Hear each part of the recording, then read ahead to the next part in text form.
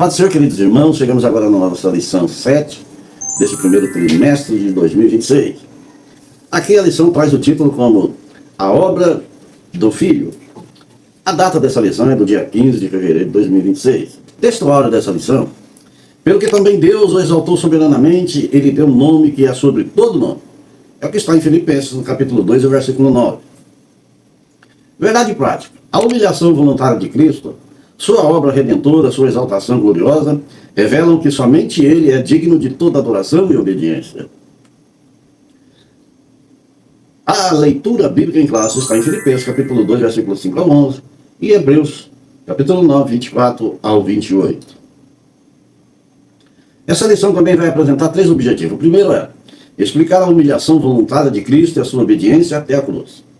O segundo é mostrar que a obra redentora do Filho é única, suficiente e vicária.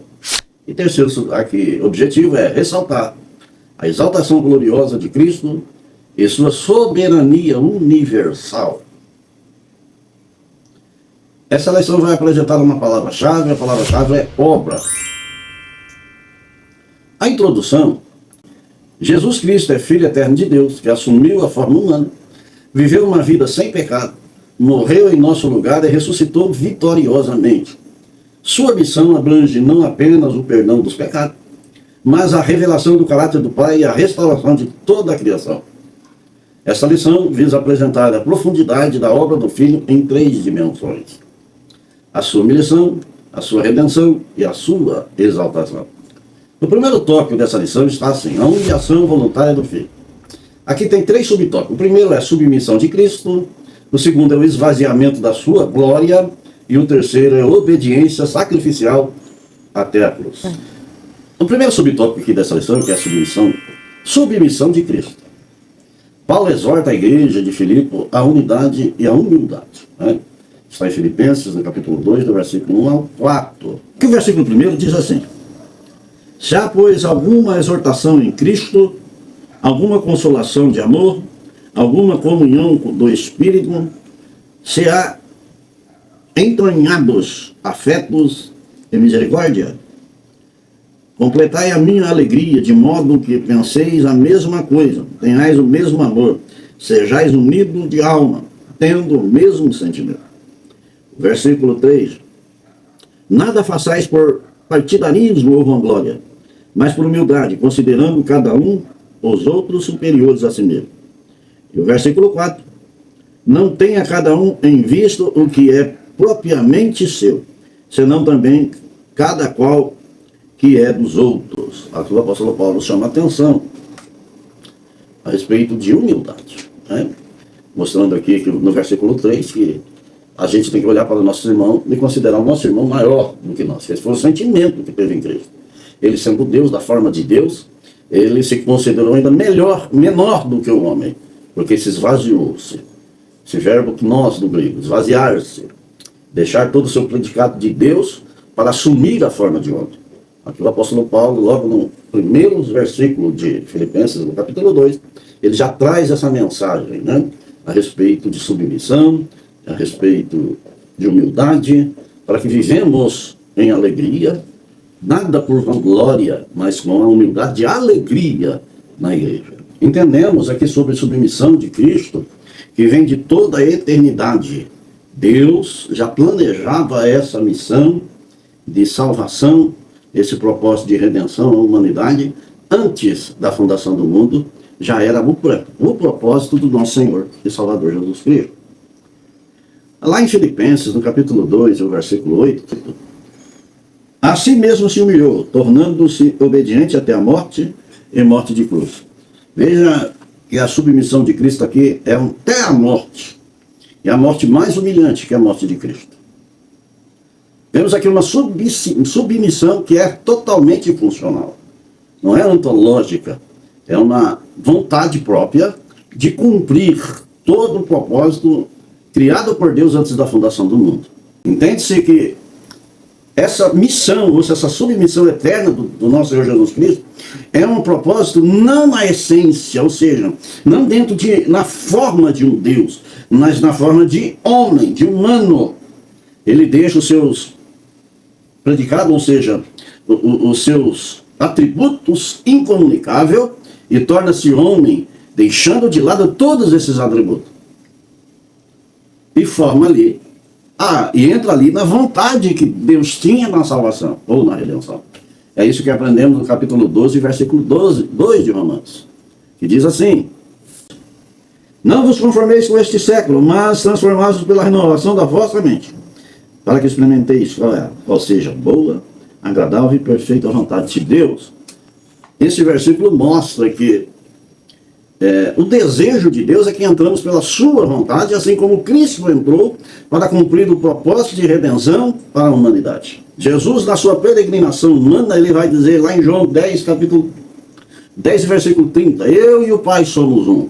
Na realização da obra redentora, Deus e o Pai, o Deus Pai e Deus Filhos, é uma só pessoa em essência. Ele apenas agiu aqui na obra redentora como homem, como um ser humano.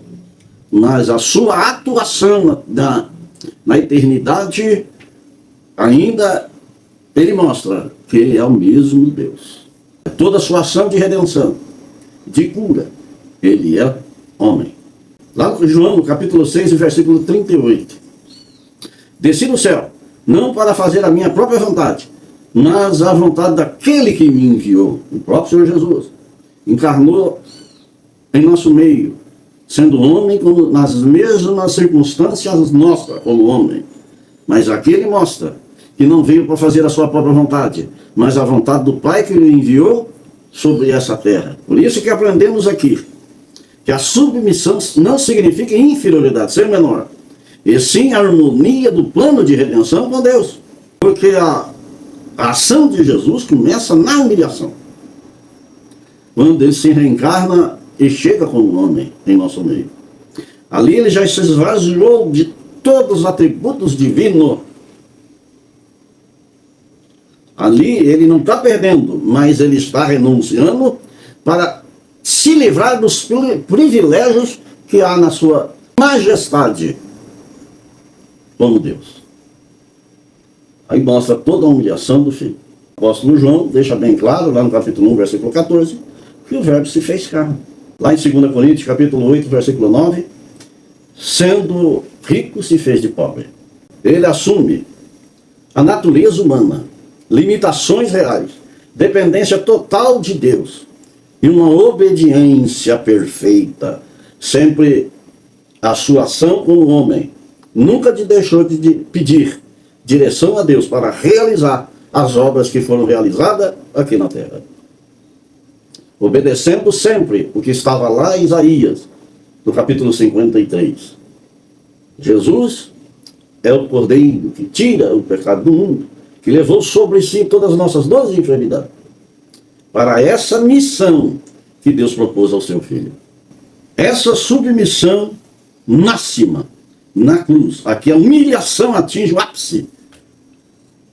Não se faça a minha vontade, mas que faça a tua vontade. Lá em Lucas, no capítulo 22, versículo 42. Feito maldição por nós. Gálatas, capítulo 3, versículo 13. Cristo nos resgatou da maldição da lei, fazendo-se ele próprio maldição em nosso lugar. Porque está escrito, maldito todo aquele que for pendurado em um madeiro. Aqui Jesus assumiu o nosso lugar, cumprindo essa missão dada por Deus. E essa missão, ela é eterna. O segundo subtópico, o esvaziamento da sua glória.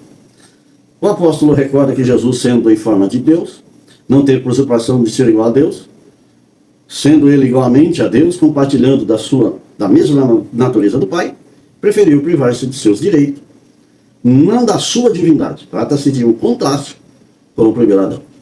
Aqui o apóstolo Paulo vai ensinar no capítulo 15 de 1 Coríntios a respeito do primeiro Adão e do segundo Adão. Ele vai falar que o primeiro Adão sendo alma vivente, o segundo Adão espírito vivificante. O primeiro Adão, alma vivente, porque entregou o seu direito de eternidade a Satanás, entrando agora pelo conhecimento do bem e do mal, aonde imperou a primeira morte, que é a morte espiritual de Adão, tornando ele alma vivente sobre essa terra. Agora, o segundo Adão, que é Cristo, que é espírito vivificante, é aquele que ressuscita o espírito do homem para ter um acesso direto a Deus, sem precisar de nenhum tipo de sacrifício, ou seja, de oferenda, para se chegar a Deus. Agora, através de Cristo, que é Espírito vivificante, chegamos a Deus porque Ele abre esse acesso através da cruz do Calvário, dando nós o direito agora de falar diretamente com Deus. Assim como o apóstolo Pedro, ele fala em uma das suas cartas, na carta de número 1, que somos sacerdote santo do Senhor Jesus. E no próprio livro de 1 Coríntios vai dizer que somos agora o tabernáculo vivo, ou seja, que o nosso corpo é o santuário do Espírito Santo que habita em nós. E não somos de nós mesmos, que habita em nós o Espírito Santo de Deus. Então agora aprendemos aqui com esse tópico a respeito do esvaziamento da sua glória, que do grego é nós, quer dizer, ele não deixou de ser Deus, mas se preservou dos seus atributos que tem, que é eterno, incomunicável. E um deles é a santidade, a qual ele é santo, santo, santo.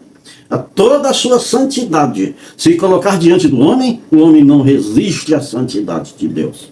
Hebreus, no capítulo 4, versículo 15, diz assim, versículo 15: porque não temos um sumo sacerdote que não possa compadecer das nossas fraquezas. Antes foi ele tentado em todas as coisas, a nossa semelhança, mas sem pecado. Então Jesus aqui vai assumir a forma de homem, e dentro da forma de homem, vai trazer também a ele tudo que nós sentimos, todas as nossas fraquezas, vai estar sobre ele. E todo sentimento de opressão, sentimento de luta, de dificuldade, vai estar sobre ele. E a Bíblia fala, lá nos evangelhos, que diz assim: no mundo tereis aflições, mas tenha bom ânimo, porque eu venci o mundo. Todas as nossas fraquezas e as nossas afrontas Jesus sofreu e venceu. E mostra para nós que é possível vencer também, mas agora com um ajudador que se chama Espírito Santo de Deus, que atua por nós nessa dispensação do Espírito. Nós vencemos nele, nós vencemos em Cristo. Temos que fazer menção do seu nome e assumir toda a responsabilidade a qual Jesus deixou para que seguimos. Tomar a nossa cruz cada dia e seguir a Cristo. Então esse esvaziamento da sua glória e assumir forma humana para mostrar para nós que ele veio, que a palavra se cumpriu. Aquilo que estava escrito lá em Isaías, no capítulo 7, versículo 14, que é Deus conosco. Lá em Isaías, capítulo 9, versículo 6, que ele é o príncipe da paz, que ele é o Pai da eternidade, que está aqui e habitou em nosso meio. E a Bíblia fala que ele permanece conosco até a consumação dos séculos, para que todos aqueles que ele arrebanhou não se percam, mas que todos nós possamos ter uma vida eterna com Deus. O que precisamos entender nesse esvaziamento da sua glória, entender que é uma renúncia voluntária da manifestação externa da sua glória. Agora, não é da divindade a si mesmo, não dele mesmo, ele não renuncia à sua divindade, continua sendo filho de Deus. Ele mesmo vai anunciar que é filho de Deus. Por falar que é filho de Deus, veio a perseguição sobre ele, chamando ele de herético e de muito mais. Agora, o esvaziamento da sua glória é manter os mesmos atributos, ou que esses atributos ficou no céu. Mas ele traz agora um sentimento, traz uma conduta, traz um ser humilhado semelhante ao homem. Todo o seu milagre, toda a sua ação aqui na terra é em nome do Deus Altíssimo. Ele vai dizer que essas coisas que ele faz, não faz dele, mas do Pai que está no céu. Lá no capítulo 10 de João, ele vai falar assim: eu dou a minha vida para torná-la tomá-la, ninguém tira de mim. Mas por quê? Porque esse poder, essa ordem, vem de Deus. Quando ele vai sepultar Lázaro ou ressuscitar Lázaro, ele olha para cima e fala para Deus assim: para que eles crer que tu me enviaste, por isso eu oro, para que eles possam abrir a sua mente, os seus olhos, e ver que verdadeiramente ele é o Filho de Deus. Então nunca vai aparecer num texto que não deixou de ser Deus. Ali naquele texto mostra que ele não deixou de ser Deus. Diz que ele assumiu algo, forma de ser. O esvaziamento ocorre por adição, não por subtração. Veja bem. Eu posso até fazer aqui uma pergunta. Um homem pode salvar os leões? Ou seja, Deus pode salvar o homem? Será que consegue? Nenhuma forma de Deus, nem o Deus eterno, ninguém do céu pode salvar o homem. Não existe uma ação de Deus que possa salvar o homem. Porque a salvação do homem foi planejado antes da fundação do mundo. Lá em 1 Pedro capítulo 1, versículo 18 e 19 está assim: sabendo que não foi mediante coisas corruptíveis, como prata e ouro, que foste resgatado do vosso fútil procedimento que vossos pais vos legaram, mas pelo próprio sangue, precioso sangue, como de cordeiro, sem defeito e sem mácula, o sangue de Cristo, conhecido como efeito antes da fundação do mundo, porém manifesto no fim dos tempos, por amor de vós. Mostra aqui uma ação de Deus antes da fundação do mundo. E por que nenhum Deus pode salvar o homem? Porque a Bíblia fala que a salvação só vem por derramamento de sangue. Qual é o Deus que tem sangue? Então o projeto de Deus aqui é a manifestação de Deus através do seu Filho para somar um corpo. Um corpo que não tinha, agora é somado. Esse soma aqui é para acrescentar no propósito de salvação ao ser humano. Porque todo o corpo de ser humano que existiu na face da terra, todos eles é corruptível, nasceu da semelhança do pecado. Não há como eles resgatar ninguém.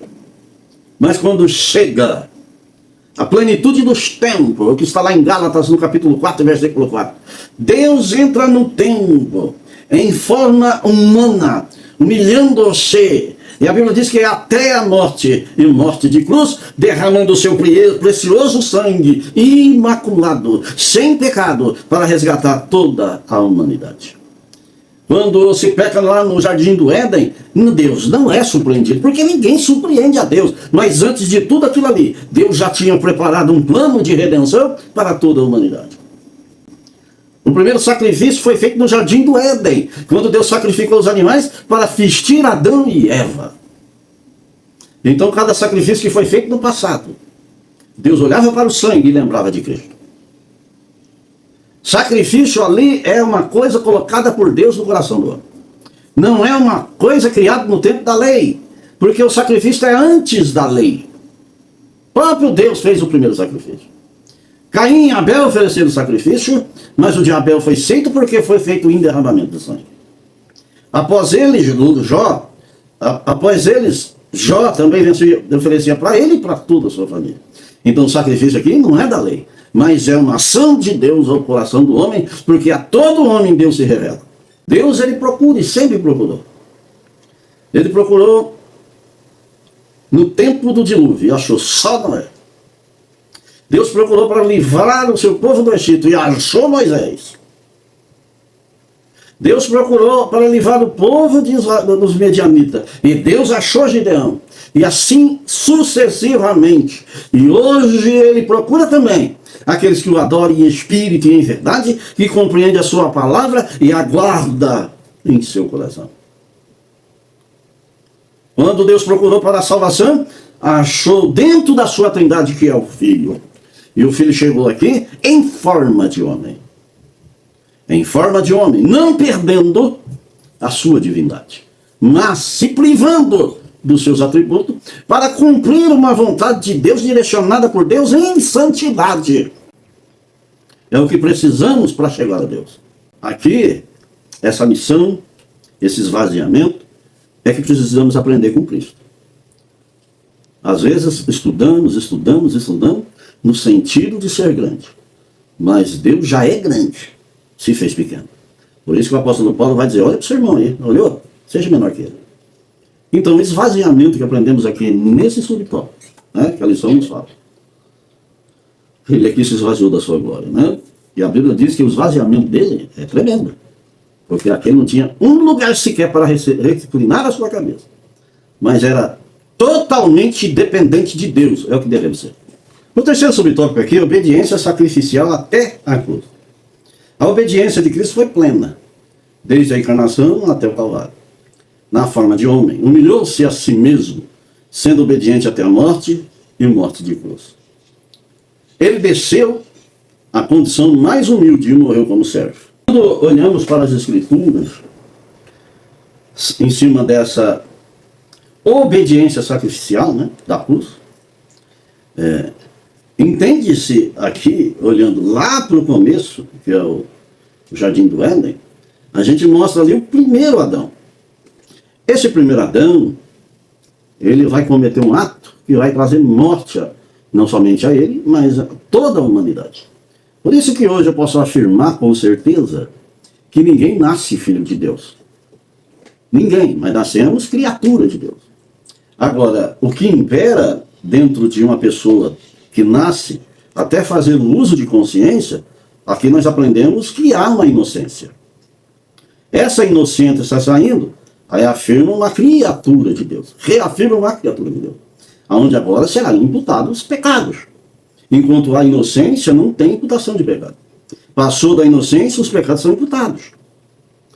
Lá no capítulo 5, versículo 19 de Romanos, versículo 19 diz assim: porque, como pela desobediência de um só homem, muitos se tornaram pecadores, assim também, por meio da obediência de um só, muitos se tornarão justos. Ainda no versículo do capítulo 3 de Romanos, e versículo 23, pois todos pecaram e carecem da glória de Deus. Veja aí. No período da inocência não lhe é imputado pecado. Partiu da inocência para frente, aí ele é imputado todos os pecados. Quando não há inocência, quando há inocência, é o pecado de origem. É o pecado que é semelhante a Adão. Então todos os pecados destituídos estão da glória de Deus.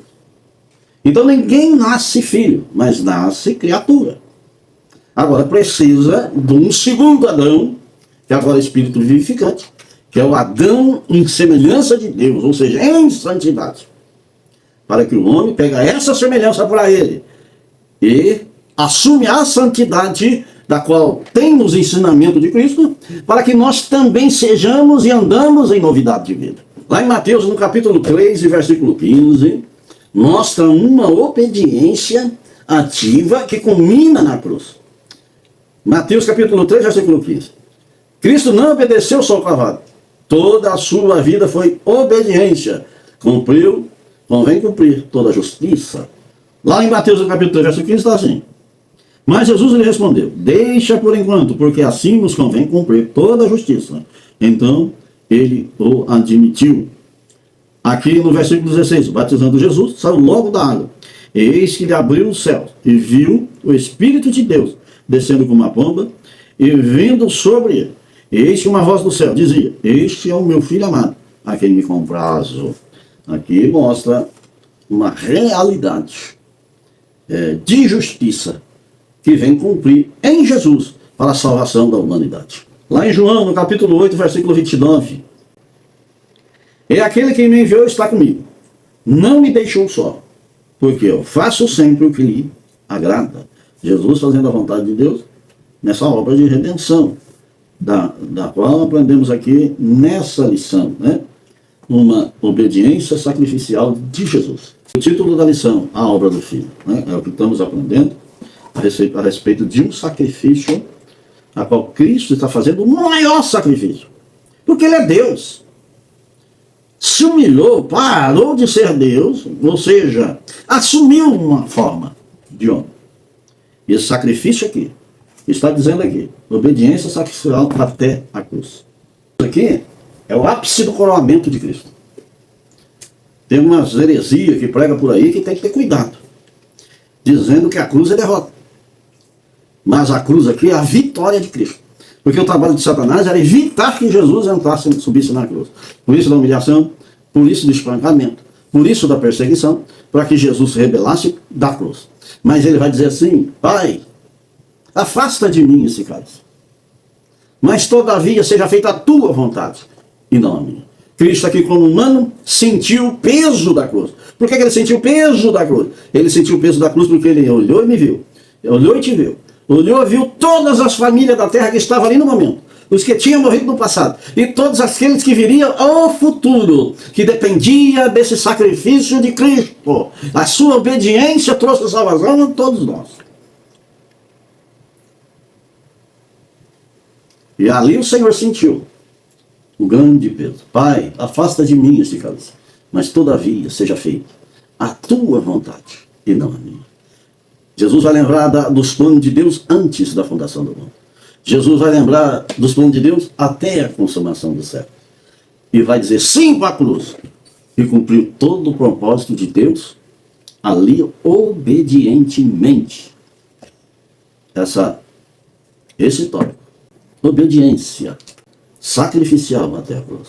Obediência. Vendo esse grande trabalho de Cristo. Esse grande sacrifício voluntário.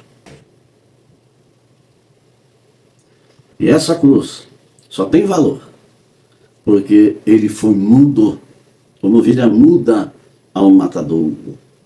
Foi totalmente voluntário. Quando ele chega lá para entregar. Porque a morte não tem poder para recolher a sua vida. Porque nele não houve pecado. E a Bíblia diz que o pecado gera a morte. E em Jesus não gerou morte. Por isso que ele é voluntário. Ele vai dizer assim, ninguém tira a minha vida, eu a dou. Ele creu, porque ele vai dizer assim, Pai, em tua mão entrego o meu espírito. Ele vai olhar para aquela multidão e dizer, Pai, tudo está consumado. Em minha mão, em tuas mãos entrego o meu espírito. Lá em João, no capítulo 10, versículo 18. Ele vai dizer que ninguém tira dele. Ele dá de si mesmo. E tem poder para torná-la tomar lá. Você vê que o Senhor Jesus cumpre esse propósito. E depois, quando ressuscita, ressuscita gloriosamente. Lá em Efésios, no capítulo 5, versículo 2. E andar em amor, como também Cristo nos amou, e se entregou a si mesmo por nós, como oferta e sacrifício a Deus, em aroma suave. Você vê que a ação é de Jesus. Lá em João, capítulo 14, versículo 31. Contudo, assim procede para que o mundo saiba que eu amo o Pai, e que faço como o Pai me ordenou. Levantai-vos, vamos-nos daqui. Você vê que a ação de Jesus sempre em direção do Pai. Porque o Pai ama o Filho e ama todo ser humano da face da terra. Em Hebreus, no capítulo 5, versículo 8, embora sendo filho, aprendeu a obediência pelas coisas que sofreu. Ele não tinha necessidade de sofrer nada não, irmãos. Mas a obra de Deus era esse amor. É o que está escrito lá no Evangelho de João, capítulo 3, versículo 16. Porque Deus amou o mundo de tal maneira que deu seu Filho unigênito para que todo aquele que nele crê não pereça, mas tenha a vida eterna. Jesus em Lucas 22 e 42. Não se faça a minha vontade, mas a tua. A vontade humana de Cristo, ela se submete perfeitamente à vontade de Deus. A nossa tem que ser igual. É o que Paulo fala lá em Filipenses. Ter o mesmo sentimento que houve em Cristo Jesus, que nós temos que ter esse sentimento. Essa tópico, obediência sacrificial até a cruz, que é uma ação voluntária de Cristo. Lá em 1 Pedro, no capítulo 3, versículo 18. Pois também Cristo morreu uma única vez pelos pecados, o justo pelos injustos, para conduzir-vos a Deus, morto sim na carne, mas vivificado pelo Espírito, ou no Espírito. Também em 2 Coríntios, capítulo 5, versículo 21. Aquele que não conheceu o pecado, ele o fez pecado por nós, para que nele fossemos feitos justiça de Deus. Então aprendemos aqui na obediência sacrificial da cruz do nosso Senhor Jesus, que vem aqui para cumprir todo o propósito de Deus, né? E essa obediência também temos que ter na palavra de Deus, nos sacrificar para que Deus nos elege, nos glorifica e leva-nos para morar com Ele. Entramos agora no segundo tópico, a obra redentora do Filho. Aqui também tem 3 subtópicos. O primeiro é a ineficácia do sacerdócio levítico. O segundo, o sacrifício único e suficiente. E o terceiro, a substituição vicária. A ineficácia do sacerdócio levítico, que é o primeiro subtópico, O sumo sacerdote entrava no Santo do Santo uma vez por ano, no dia da expiação, que é o Kippur, né? Levando sangue alheio, o sangue de animais, para fazer propiação por seus próprios pecados e pelo povo. Está lá em Levítico, né, no capítulo 16, versículo 11 ao 15. Esse sacrifício era repetido anualmente, porque não era o suficiente para remover o pecado. Né? Quem vai falar bastante a respeito disso é lá em Hebreus. Né? No livro de Hebreus vai mostrar o sacrifício que era feito antigamente e depois o sacrifício santo, né? Aquele que agradou a Deus. O sumo sacerdote, que era colocado para o sacrifício ser levado até o lugar santo do santo, que era a presença de Deus. Ali, aquele sumo sacerdote era um tipo de Cristo, né? Que levava o sangue até o santo do santo, para que o desejo de santidade, ou seja, perdoar o pecado do povo, eram sanados através dessa ação do sumo sacerdote. Mas na verdade ali era apenas um esquecimento de Deus, porque ainda não era aquele sacrifício único, a qual Deus realmente perdoaria o pecado de todos os homens.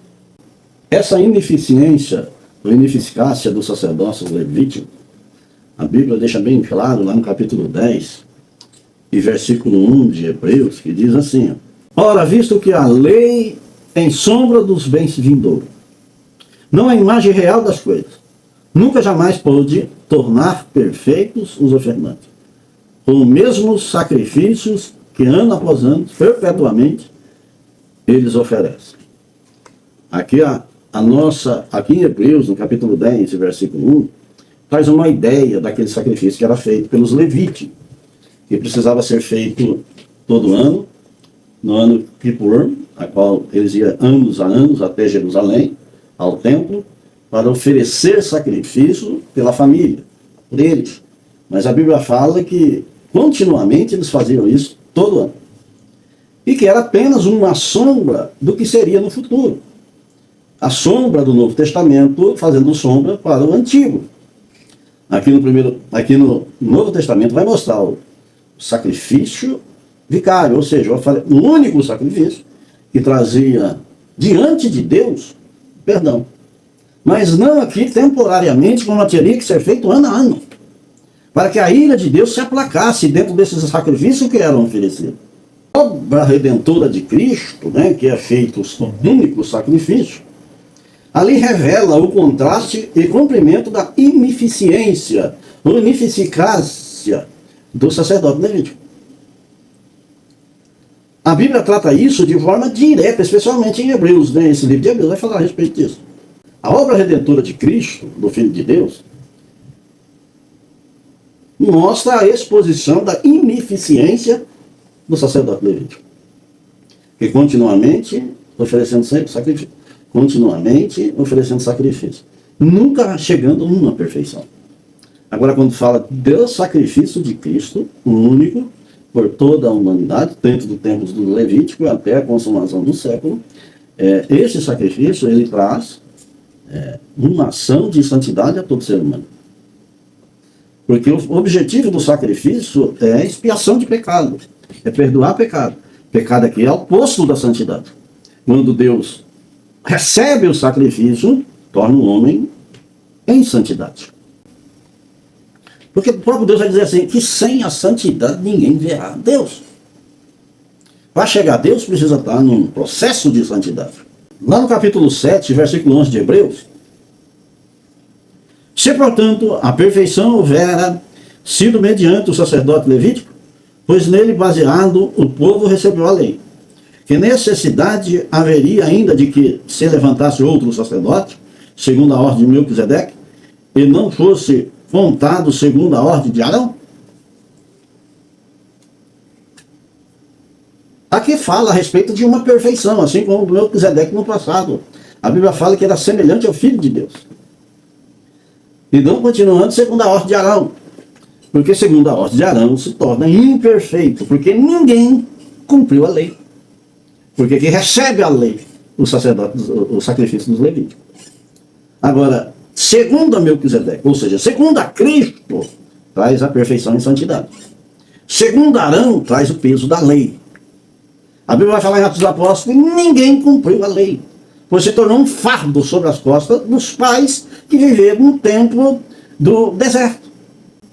Porque a própria lei vai apontar para Jesus, para ele que viria cumprir todo o propósito de Deus, não só sacrifício. Agora, o sacerdote levítico, a Bíblia aqui torna ele provisório, apenas pedagógico, ensinando e apontando para Cristo. Apesar dele ser instituído por Deus o sacrifício do sacerdote levítico, mas nunca foi por solução final. Por isso que Jesus sempre está na lei. Por isso que Jesus sempre está na caminhada do deserto. Por isso que os profetas profetizavam a respeito dele. Porque o objetivo final era o alto do Calvário. Por isso que lemos aqui, capítulo 10, versículo 1, de aos Hebreus, que é sombra. É apenas um ensaio. É apenas sombra dos bens futuros, da qual se manifestará o Filho de Deus. A lei surgiu.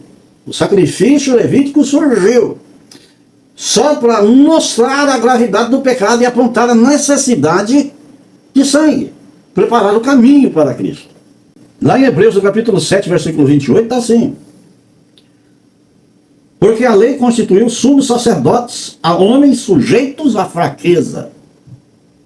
Mas a palavra do juramento, que foi posterior à lei, constitui filhos perfeitos. Quando havia a manifestação do sacrifício e levar o sangue até o santo do santo, os próprios sumos sacerdotes teriam que oferecer sacrifício para si mesmo, para depois introduzir no santo do santo para oferecer o sacrifício dos outros. Porque se ele entrasse lá no lugar santo dos santos, estava sujeito à morte, e morte eterna. Precisa primeiro Deus receber o seu próprio sacrifício, para depois ele levar o sacrifício dos outros. Hebreus está assim, que não tem necessidade, como sumo sacerdote, de oferecer todos os dias sacrifícios, primeiro por seus próprios pecados, depois pelo pecado do povo, porque fez isso uma vez por todas, quando a si mesmo se ofereceu.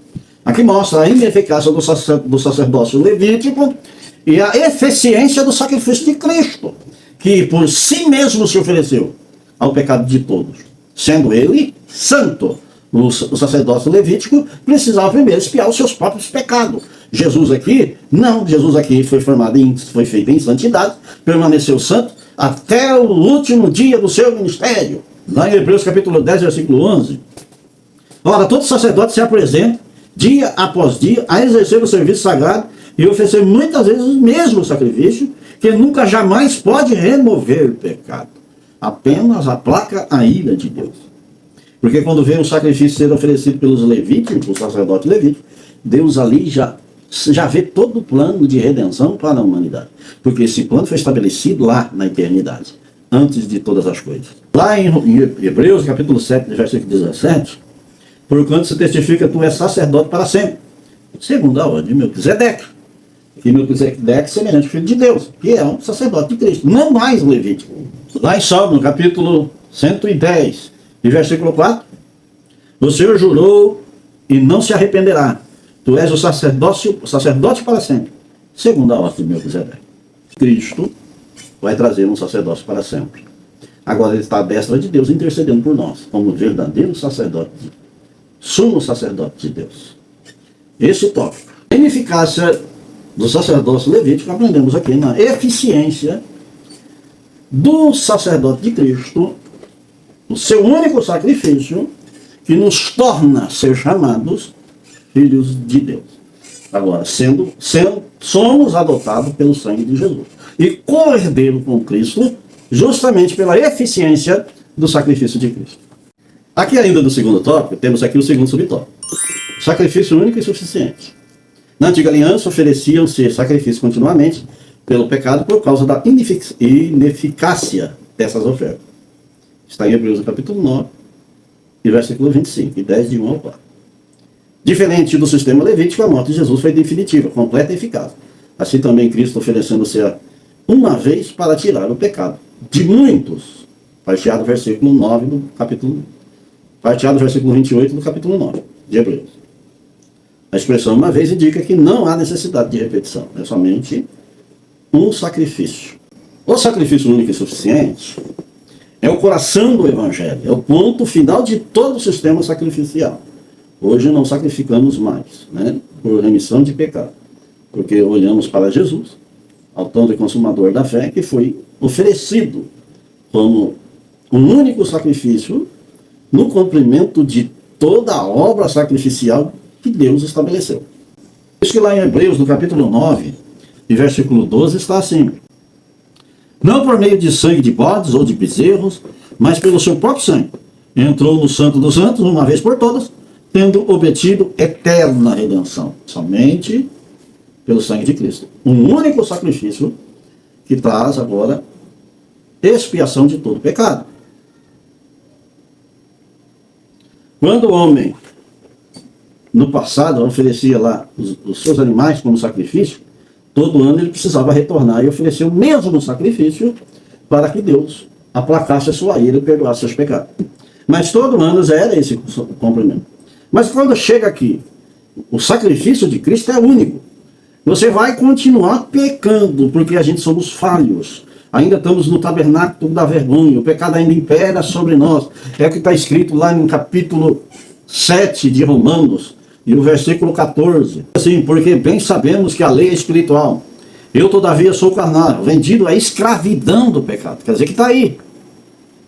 Porque nem mesmo compreendo o meu próprio modo de agir, pois não faço o que prefiro, e sim o que detesto. Quer dizer, está preso em você, está preso na sua carne. Ora, se eu faço o que não quero, consiste com a lei que é boa. A lei mostra, está errado, isso aí não está certo. A lei esclarece o pecado do homem. Nesse caso, quem faço isso já não sou eu, mas o pecado que habita em mim. Quer dizer, você está sob o domínio do pecado. É o que está em Gálatas. No capítulo 5, no versículo 16 adiante, o apóstolo Paulo vai passar uma lista do que está na carne, que está manifesto. Mas agora não precisamos oferecer sacrifício pelos nossos pecados. Jesus fez esse único sacrifício. Por isso que precisamos aprimorar os nossos sentimentos e as nossas vontades, sempre pedindo misericórdia no nome de Jesus, no seu sangue que foi vertido na cruz. Esse sangue ele oferece eternamente para mim e para você. É ele que traz regeneração, é ele que traz santificação, é ele que nos traz santidade para vermos a Deus, morar com ele. Esse corpo não pode entrar no céu. Por isso que a Bíblia vai falar em 1 Coríntios capítulo 15 que carne e sangue não herdará o reino do céu. Ela é totalmente pecaminosa. Mas a Bíblia fala que todos nós seremos transformados, desde que a sua ação seja sempre na misericórdia de Deus, através do Filho de Deus, no derramamento do seu sangue na cruz do Calvário, que é o único que voltou para o passado, fez no presente, até a consumação dos séculos. Esse sangue abrangiu o céu e terra e debaixo da terra. Esse é o sangue de Jesus, que traz uma eficácia poderosa para a salvação do homem. Lá no capítulo 7, versículo 25 de Hebreus: graças a Deus por Jesus Cristo, nosso Senhor, de maneira que eu, de mim mesmo, com amor, com a mente, sou escravo da lei de Deus, mas segundo a carne, da lei do pecado. A lei de Deus mostra a lei do pecado, que está em nós, que está em você, em todo ser humano da terra, porque tem algumas coisas que não podemos falar que não fazemos. Tem coisas que está na tua carne que você faz, mesmo que não queira, mas faz. Um dos exemplos é você perguntar: você mente? Se você falar que não mente, você já mentiu, porque isso é obra da carne.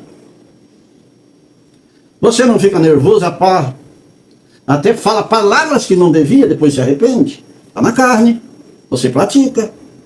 Por isso, de um sacrifício de Cristo, que estamos aprendendo aqui nesse tópico, único e suficiente. Você não precisa correr atrás de um animal para matar e sacrificar, pela sua conduta do dia de hoje. Na sua conduta do dia de hoje, é joelho no chão, pedir perdão, pedir ação do sangue de Jesus sobre a sua conduta. É querer ser santo, é trabalhar em santidade, é buscar o processo santo. Porque o apóstolo Paulo vai falar ainda no capítulo 7, que ele pratica, ele até quer praticar o bem, mas não pratica, por causa do mal, do pecado que está dentro dele. Por isso, de quando a gente estiver vivendo nessa terra, precisamos estar diariamente ligados ao trono de Deus. É onde Jesus está.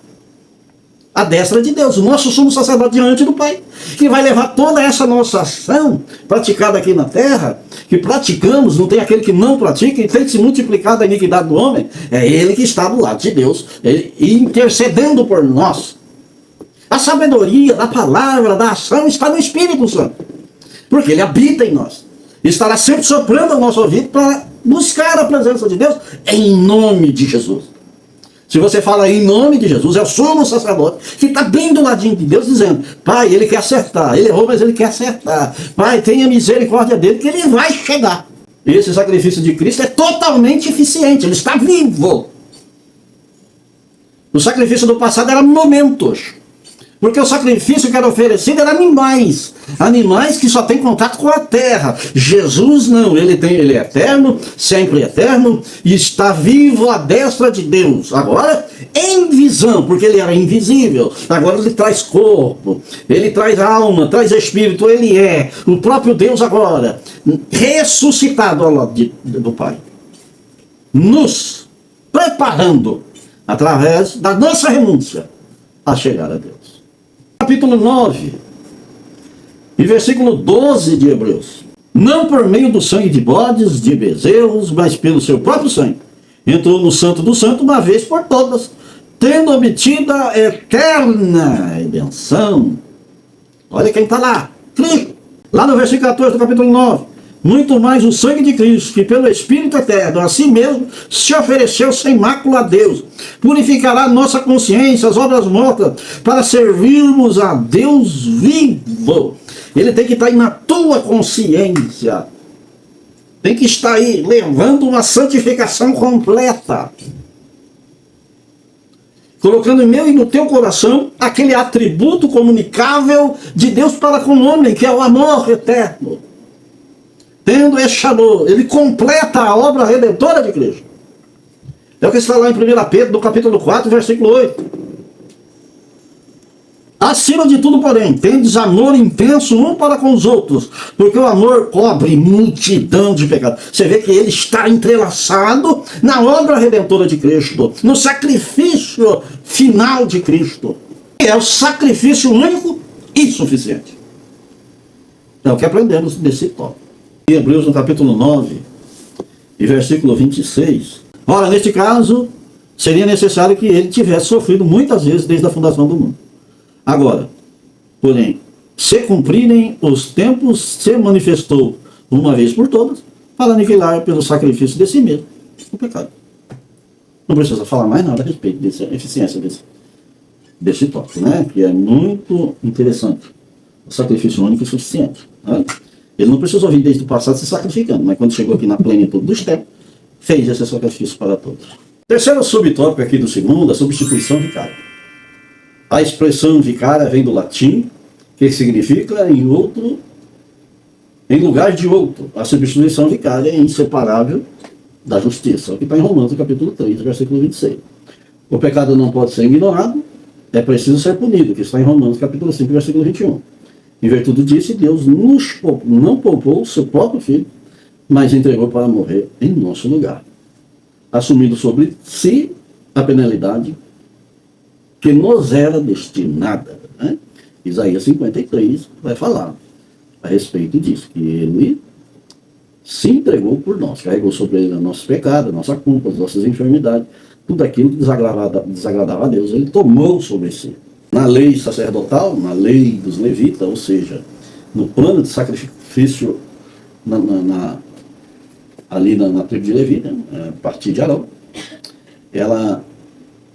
esse sacrifício era oferecido, tipificava essa substituição, trazia lá um bezerro, um boi, um pombo, um carneiro, e oferecia sacrifício a Deus em um lugar daquele que trazia a oferenda. Na verdade, era ele que tinha que morrer, mas levava um animal que apontava para Jesus.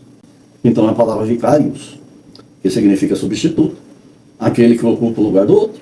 Em termos simples, vicário, em lugar de alguém. Quando falamos em substituição vicária, estamos afirmando que Cristo sofreu e morreu no lugar do pecador, sendo ele santo, assumindo aquilo que era devido a nós a nossa sentença era morte. Cristo veio aqui morrer em nosso lugar. Lá em 1 Pedro, no capítulo 3, versículo 18, pois também Cristo morreu, uma única vez, pelos pecados, o justo pelos injustos, para conduzir-vos a Deus, morto sim, na carne, mas vivificado no Espírito. Olha aí. Sabe que a sentença, todo homem vai sofrer, que é aquela morte biológica, que o homem tinha uma eternidade, agora entrou no tempo, né, após o pecado. Então, do pó foste tomado, para o pó retornará. Essa sentença é dada a Deus, a todo ser humano. Mas Jesus vem aqui revogar a morte eterna e trazer vida eterna a todos através desse sacrifício vicário, entrar no nosso lugar. Ele é que domina toda a morte, tanto a material, que é a biológica, como a espiritual. Tá certo que muita gente ainda vai encarar a morte, mas entenda bem, o próprio Jesus vai dizer que ele não está morto, mas dorme. E Jesus vai despertar todos aqueles que partiram para a eternidade com Cristo. Vai revogar essa sentença e levar glorificado para o céu. Lá em Gálatas, no capítulo 3, versículo 13, Cristo nos resgatou da maldição da lei, fazendo-se Ele próprio maldição em nosso lugar. Porque está escrito, maldito todo aquele que for pendurado em madeiro. A sentença do madeiro, que era uma prática romana, mostra que ali eram só pessoas que eram crucificadas, a qual era as mais, que praticavam mais a iniquidade no mundo, que era ladrão, assassino, idólatra, ou seja, estupradores, toda a raça que era o restolho da humanidade, que eram crucificados. E Jesus se faz maldito e vai a essa cruz para nos tornar benditos de Deus, ocupando o meu lugar, fazendo-se o substituto meu, pondo sobre os seus ombros toda a minha ação maligna, pegando para ele, se fazendo maldito, para nos tornar bendito. Lá em Isaías, capítulo 53, versículo 5, mas ele foi transpassado pelas nossas transgressões e moído pelas nossas iniquidades. O castigo que nos traz a paz estava sobre ele, e pelas suas pisaduras fomos sarados. Olha aí, ele entrando ali, em nosso lugar, subindo a via dolorosa, carregando um madeiro que era meu, que era seu, e se entregou por nós, ali no alto do Calvário. Quem poderia fazer isso se não Deus, que é santo? Essa linguagem é uma linguagem vicária, substituta, em nosso lugar. No Antigo Testamento, o sacrifício ali era vicário, o animal no seu lugar. Era uma aplicação a respeito de Jesus, que agora não precisa ser todo ano. Agora é só olhar para Jesus, autor e consumador da fé. Olha para ele, busca a redenção, porque pecado você tem, eu tenho. Precisamos pôr ele sobre o sangue de Jesus, que foi vertido no Calvário. Em 2 Coríntios, capítulo 5, versículo 21, aquele que não conheceu o pecado, ele o fez pecado por nós, para que nele fôssemos feitos justiça de Deus. A justiça de Deus, que é desde antes de tudo, desde a eternidade. Aquele que não conhece, que não sabe o que é pecado, ele se fez pecado em nosso lugar, para sermos feitos justiça de Deus. Vicária significa substitutiva. Tira eu lá da cruz e põe Jesus. Você estava destinado a essa condenação. Deus prepara um propósito, vicariamente. Põe Jesus em nosso lugar. E Jesus obediente, a Bíblia fala que é obediente até a morte, e morte de cruz. Porque ele te ama, porque ele me ama, porque ele ama toda a humanidade, antes mesmo de nós o conhecê-lo. Ou seja, inimigos de Deus ama. Esse amor é tremendo. 1 Pedro 3,18. Pois também Cristo morreu uma única vez, pelo pecado do justo, pelo pecado, o justo pelos injustos, para conduzir-vos a Deus, morto sim na carne, mas vivificado no Espírito. Injusto por nós que somos injustos, levando ele mesmo em seu corpo os nossos pecados. É o que está em 1 Pedro 2,24. Então este tópico, a substituição vicária, é Jesus cumprindo todo o propósito de Deus, assumindo uma forma humana e entregar o seu sangue por mim e por você, porque o nosso sangue é sujo, é totalmente corruptível. Jesus entrega a sua vida sem corrupção, incorruptível, sangue puro e santo, para santificarmos a todo o ser da terra diante de Deus. Chegamos aqui no terceiro tópico da lição, a exaltação gloriosa do Filho. Tem 3 subtópicos. O primeiro aqui é recebido à destra do Pai. O segundo, um nome acima de todo nome. E terceiro, soberania universal e retorno triunfal. O primeiro subtópico aqui, recebido à destra do Pai. Após a sua humilhação voluntária, o Filho foi entronizado nos céus com glória eterna. Pelo que também Deus exaltou soberanamente, o que está lá em Filipenses capítulo 2, versículo 9.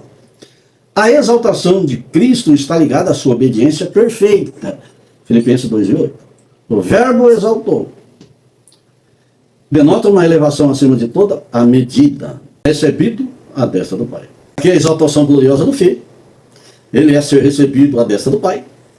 O selo final da obra redentora é a declaração pública da sua soberania. Em Hebreus capítulo 1, versículo 3. Ele, que é o resplendor da glória, a expressão exata do seu ser, sustentando todas as coisas pela palavra do seu poder, depois de ter feito a purificação dos pecados, assentou-se à direita da majestade nas alturas. Não é apenas uma posição física, apenas é autoridade, honra e governo. Destra do Pai é lugar de honra e poder nas Escrituras. A destra simboliza a autoridade suprema. Lá no Salmo 110, versículo 1, disse o Senhor ao meu Senhor, assenta-te à minha direita. Atos capítulo 2, versículo 33, exaltado à destra de Deus. O que era promessa no Antigo Testamento torna-se realidade no Novo Testamento. Você vê que a exaltação como resposta à humilhação. A exaltação é consequência direta da obediência até a cruz. Pelo que também Deus o exaltou soberanamente, o que está lá em Filipenses capítulo 2, versículo 9. A ordem divina é clara. Primeiro, humilhação. Segundo, cruz. Terceiro, exaltação e glória. Você vê que lá em Mateus, no capítulo 28, versículo 18, diz assim, Jesus aproximou-se e falou-lhes, dizendo, toda autoridade me foi dada, no céu e na terra. Veja aí. Deus acima de todos, Jesus acima de todas as coisas. Lá em Efésios, no capítulo 1, versículo 20 e 21, o qual exerceu ele em Cristo, ressuscitando-o dentre os mortos, e fazendo-o sentar à sua direita nos lugares celestiais, acima de todo principado e potestade, e poder e domínio, de todo nome que se possa referir, não só no presente século, mas também no vindouro. E por todas as coisas debaixo dos pés, e para ser o cabeça sobre todas as coisas, o deu à igreja. Olha aí, Jesus Cristo, a destra de Deus com todo o poder em sua mão, depois do grande sacrifício na cruz do Calvário, trazendo toda essa humanidade para junto de Deus. Todos aqueles que aceitam Jesus como Salvador, torna Senhor de sua vida, traz eles novamente para perto de Deus. Então aprendemos nessa lição aqui a respeito desse tópico, né? Esse tópico aqui, que é o primeiro do terceiro, é muito importante. Recebido à destra do Pai. Lá em Romanos, no capítulo 8, versículo 34, quem nos condenará? É Cristo Jesus, quem morreu, ou antes, que ressuscitou, o qual está à direita de Deus, e também intercede por nós. Deus, o Senhor Jesus, assentado à destra de Deus. Você vê que a exaltação ali não é passiva. Está à destra de Deus, intercedendo por nós, se colocando em nosso lugar e dizendo a Deus, por cada um do ser humano da terra, todos aqueles que se achega e cumpra a justiça, Jesus vai dizer sempre, ele vai vencer. Está intercedendo por nós mesmo nas nossas falhas. É uma ação contínua em prol da humanidade. Um só sacrifício, uma ação contínua. Viver sempre para interceder. Lá em Hebreus, no capítulo 7, versículo 25. Por isso também pode salvar totalmente os que por ele se achegam a Deus, vivendo sempre para interceder por eles.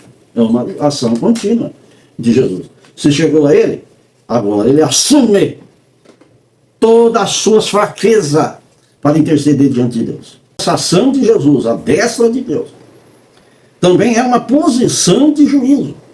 até que eu ponha os teus inimigos por estrado dos teus pés. Ele tanto age com justiça para a salvação, como também destrói toda a oposição e coloca debaixo dos seus pés, tornando eu e você vencedor. Você vai lá em 1 Coríntios, capítulo 15, versículo 25. Porque convém que ele reine até que haja posto todos os inimigos debaixo dos pés. Ele age para te dar paz, para te dar alegria. Deus age para te dar certeza da salvação, gozo da salvação. O nosso Senhor Jesus age, mostra que você é vencedor.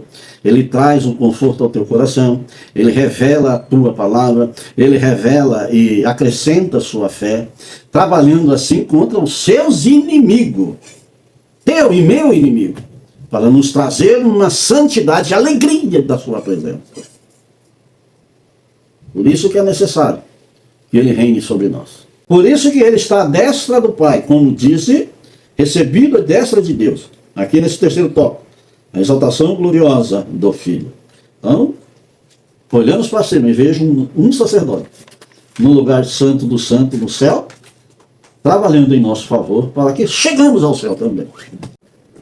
O segundo subtópico aqui do terceiro, um nome acima de todo nome. Cristo recebeu de Deus Pai um nome que é sobre todo nome. Está lá em Filipenses, na parte B, capítulo 2, versículo 9. Na Bíblia, o nome carrega o sentido do caráter e autoridade. Dessa forma, dizer que Cristo recebeu um nome sobre excelente, a Escritura afirma que nenhuma autoridade, seja visível ou invisível, se compara ao seu poder e posição. Aqui está lá na parte A do versículo 21 do capítulo 1 de Efésios. Isso significa que foi exaltado acima de toda a eminência do bem e do mal. É muito interessante esse tópico a respeito do nome acima de todos os nomes, pelo fato de muitas heresias surgido em nosso meio e na humanidade, onde substitui o nome de Cristo e coloca um outro nome que intercede por nós ou que faz uma obra que possa levar o homem ao céu. Não existe outro nome a não ser Jesus Cristo. Nele está o poder, nele está a glória, nele está a ação, nele está a intercessão e ninguém mais. O Espírito Santo, que rege a palavra de Deus, que revela a palavra de Deus, que nos instrui e nos capacita na palavra de Deus, indica Jesus, esse nome poderoso. Aí não tem João, aí não tem Maria, aí não tem Pedro, aí não tem Paulo. Nenhum desses nomes tem o poder de levar o homem a Deus. Somente a palavra revelada pelo Espírito Santo que aponta para Cristo. E é ele que está à destra de Deus intercedendo por nós. Porque ele está no santo do santo. Não tem outro no lugar santo do santo. Tem sim muitos desses nomes no paraíso com Deus, esperando o arrebatamento da igreja. Mas o nome que está entronizado no lugar santo do santo se chama Jesus Cristo, o justo.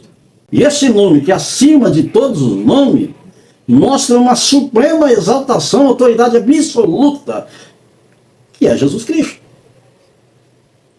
Lá em Filipenses, no capítulo 2, versículo 9, pelo que também Deus o exaltou soberanamente, ele deu um nome que está acima de todos os nomes. Não existe nenhum santo que está escrito na palavra de Deus que tem esse nome, ou que tem esse poder no nome. Somente Jesus Cristo. Você vê que a Bíblia trata muito a respeito de nome. Por quê? Porque o nome, ele vai trazer uma identificação que representa caráter, autoridade, natureza, posição e dignidade. Identificar. Que nem Deus ele não vê outro Deus diante dele, porque ele é o Deus único. E quando ele exalta a Cristo, é todo sobrenome que existe, todo nome que existe, dele está acima. Porque ele veio como filho e ele foi nomeado Jesus Cristo. Agora, Jesus, identificado como Jesus, não há outro igual. Se a pessoa substitui o nome de Jesus para a redenção da salvação, é melhor rever esse conceito. Estuda a Bíblia, olha para dentro da palavra. Você vai entender, porque o Espírito Santo vai te revelar que só ele pode te levar ao céu. Por isso que a Bíblia diz, lá no capítulo 14, versículo 6 do Evangelho de João, ele dizendo, eu aqui é Jesus, Jesus Cristo, não tem outro nome. Eu sou o caminho, a verdade e a vida. Ninguém vem ao Pai a não se for por mim. O Pai está no céu. Para chegar ao céu, é através de Cristo. Precisa viver a verdade de Cristo. Para ter a vida eterna que está em Cristo. Não está em outra pessoa. Lá em Filipenses, no capítulo 2, versículo 10, para que o nome de Jesus se dobre todo o joelho. Jesus aqui, não vai dobrar em outra coisa. Tem tantas imagens de escultura sendo pregadas por aí, tantos deuses criados pelos homens, tantas filosofias, da qual muitas pessoas estão indo, mas o joelho que se dobra é diante de Jesus, porque ele sim te leva a Deus. Agora tem os momentos de dobrar o joelho. Se você dobrar hoje, aceitando Jesus como Senhor da sua vida, você vai encontrar um conselheiro, você vai encontrar o caminho, você vai ter vida e você vai ver a direção do céu. Agora, se você dobrar o joelho após tudo isso, é só para reconhecer que ele é o Filho de Deus. A partir daí, é fogo eterno que a Bíblia fala. Não foi encontrado teu nome no livro da vida. Porque o livro da vida aqui é para aqueles que foram selados em vida, não depois da morte. Você vê que há algo muito mais profundo. Entenda, Jesus aqui recebe o título que pertence ao próprio Deus. Lá em Filipenses, capítulo 2, versículo 11. E toda língua confesse que Jesus Cristo é o Senhor. Tanto agora, como na consumação dos séculos. Você vai confessar que Jesus é o Filho de Deus, é o Senhor. Senhor aqui significa Deus. Como é que eu posso colocar uma outra pessoa que tem um título humano, nome humano? Não tem como eu fazer isso, porque ele não tem condição de se salvar. Como é que vai me salvar? Eu tenho que colocar aqui, ser coerente comigo mesmo, e colocar o nome de Jesus, porque ele é o Senhor, ele é o Deus Todo-Poderoso. Ele que me pode levar para junto dele, não uma outra pessoa, uma outra corrente ou outro caminho. A própria Bíblia diz que há um caminho que parece direito ao homem, mas são caminhos de morte. Eu quero é vida, então eu preciso me aproximar de Cristo. Porque Jesus aqui possui autoridade soberana do próprio Deus. Por isso que os atributos, entre eles em essência, é incomunicável ao ser humano. Como é que eu vou pegar um ser humano que não tem esses atributos? Então, esse tópico, o nome acima de todo nome, a qual tomou forma de homem, humilhou-se até a morte, esse nome aqui, é Jesus. Ele se humilhou, foi obediente, enfrentou o sacrifício de cruz, foi exaltado, nome supremo. Cristo não ganhou divindade, mas recebeu declaração pública universal da sua glória. Esse nome, todo joelho se dobrará no céu, na terra e debaixo da terra. Inclui anjos, humanidades, poderes espirituais, toda a criação, todos reconhecerão o senhorio de Cristo. O terceiro e último subtópico aqui do terceiro, soberania universal e retorno triunfal. A Escritura revela que todas as criaturas se curvarão diante do nome de Jesus. Aqui está em Filipenses, no capítulo 2, versículo 10. Essa verdade aponta para a plena soberania de Cristo. Atos capítulo 2, versículo 36. A confissão universal de que Jesus Cristo é o Senhor se dará de duas maneiras, voluntária. Por aqueles que creem e servem a Jesus como Salvador, que está em Romanos capítulo 10, versículo 9 e 10. E compulsória por aqueles que rejeitaram, mas que o reconhecerão no juízo. Que está em Romanos capítulo 14 e Filipenses capítulo 2, versículo 11. Hebreus também vai completar essa visão escatológica da soberania de Cristo, afirmando que ele voltará para levar para si os que o esperam. Todos aqueles que creem em Jesus Cristo esperam a sua volta para arrebatar essa igreja da face da terra, levar para uma cidade chamada Nova Jerusalém. E agora os que ficarão aqui passará pelo grande trono branco, aonde Deus vai dar a oportunidade das obras, a oportunidade do livro, no nome da vida. O seu nome está escrito no livro da vida. Porque os que não acharam o seu nome escrito lá sofrerão eternamente no fogo eterno que está preparado para o diabo e seus anjos. Então aqui entendemos as duas manifestações de Cristo. A primeira, no arrebatamento da igreja, e no segundo, aqui está em Apocalipse, a respeito do grande trono branco, o juízo final, onde todos também se dobrarão diante de Deus. Por isso que é melhor dobrar hoje do que deixar para dobrar no último dia, que aí não haverá mais salvação ou recurso nenhum para tirar da sentença final, que é o lago de fogo. Lá em Apocalipse, no capítulo 1, versículo 7, eis que vem com as nuvens, e todo olho verá, até quantos os transpassaram, e todas as tribos da terra se lamentarão sobre ele certamente. Amém. Olha aí, a manifestação de Cristo visível a todo ser humano da terra. Os que estão com Cristo estão com alegria plena. Os que estão sem Cristo vão sentir na pele a oportunidade que teve, mas rejeitou a Cristo.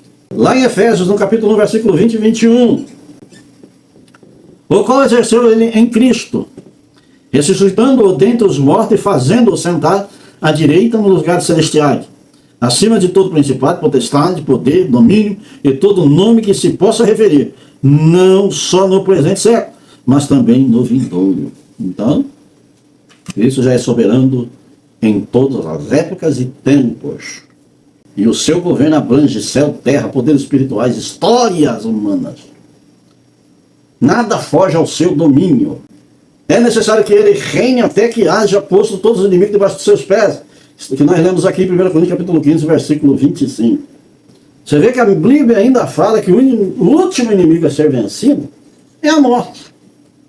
Jesus venceu a morte no alto do Calvário.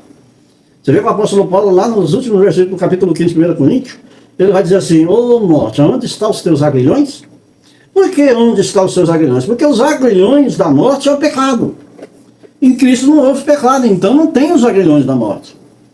Para ele foi vencido no alto do Calvário. Para a humanidade, ainda tem pessoas que têm que entrar pelo caminho de Cristo para que a morte também seja vencida em sua vida. Na Tessalonicenses, capítulo 4, versículo 16, está assim: portanto, o Senhor mesmo, dada a sua palavra de ordem, ouvida a voz do arcanjo, ressoada a trombeta de Deus, descerá dos céus, e os mortos em Cristo ressuscitarão primeiro. Olha aí, na verdade, estão dormindo, e Jesus vem despertar, porque a morte já foi vencida por ele no alto do Calvário. Você vê que lá em Apocalipse, capítulo 19, versículo 16, tem no seu manto, na sua coxa, um nome escrito: Rei dos Reis e Senhor dos Senhores. Autoridade máxima no céu. É esse aí que tem poder sobre a morte, né? E esse tópico da lição, que é soberania universal e retorno triunfal, né? Em João, capítulo 5, versículo 27, a ele deu autoridade para julgar, vencedor. Em Apocalipse 11, 15, os reinos do mundo se tornarão do Senhor. Toda parte da terra, Deus vai tirar um povo lavado e remido pelo seu sangue. E Deus, as demais que ficarão de fora, Deus é Senhor de todos, mas um para a glória eterna, outro para a condenação eterna. A vinda triunfal de Cristo vai trazer isso sobre todos. Lá em Tito, no capítulo 2, versículo 13. Aguardando a bendita esperança, a manifestação da glória do nosso grande Deus e Salvador Jesus Cristo. Estamos aí esperando essa volta triunfal do nosso Senhor e Salvador Jesus Cristo, para estar com Ele para todo sempre. Ter uma redenção final, uma glorificação, uma restauração de todas as coisas. Para os rebeldes, juízo justo, submissão inevitável. A soberania universal de Cristo afirma que Ele reina agora sobre toda a criação, e o seu retorno triunfal manifestará publicamente esse reinado, trazendo juízo, vitória final sobre o mal e a consumação dos reinos de Deus. É esse tópico que aqui aprendemos nessa lição. Soberania universal e o retorno triunfal de Cristo. A conclusão dessa lição: a obra do Filho é completa, suficiente e gloriosa. Da humilhação à exaltação. Ele se humilhou para nos salvar, oferecendo-se em sacrifício vicário para nos redimir, e foi exaltado para governar eternamente. Como igreja, somos chamados a viver em comunhão com essa verdade, guardando o retorno do nosso Senhor e Salvador. Vivamos como servos daquele que nos serviu, com uma vida e nos salvou com o seu sangue. Graças a Deus por essa lição.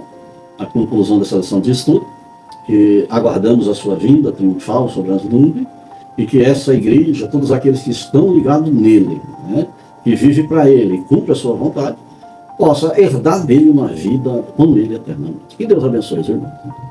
Eu chamo a atenção dos irmãos para nos ajudar aqui dando um like, compartilhando a lição e se inscrevendo. Se inscreve no nosso canal, porque o objetivo dessa aula, dessa palavra, dessa lição, é alcançar almas para Jesus, que também possa fazer parte do reino. Que Deus abençoe os irmãos. Vamos orar. Senhor nosso Deus e nosso Pai, Obrigado, Jesus, por essa aula. Que tu, ó Deus, possa se revelar a cada coração dos teus servos. E também, Senhor, trazer do mundo almas convertidas ao teu reino, para que possa fazer parte, Senhor, da grande arrebatamento da igreja, e todos possam estar contigo para todo sempre. Senhor da glória, visita os hospitais, as delegacias, aqueles que estão presos nas drogas, aqueles que estão desenganados pelos médicos. Senhor, faz uma obra perfeita sobre todas as vidas. Assim eu te peço e te agradeço, em nome de Jesus. Amém.